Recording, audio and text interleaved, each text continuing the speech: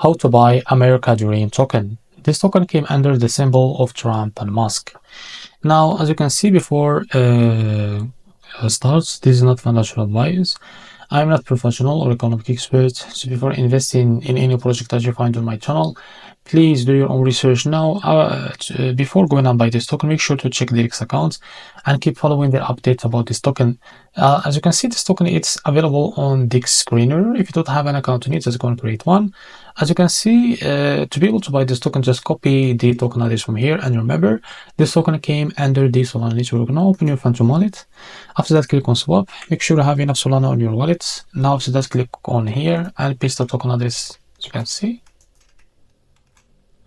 As you can see, this is it. Just click on it and here type how much you want to buy. After that, you will see how much you will receive because high price impacts. Just decrease it. I will just type this. It's still high because this token it has the lowest price. Just I will keep decrease the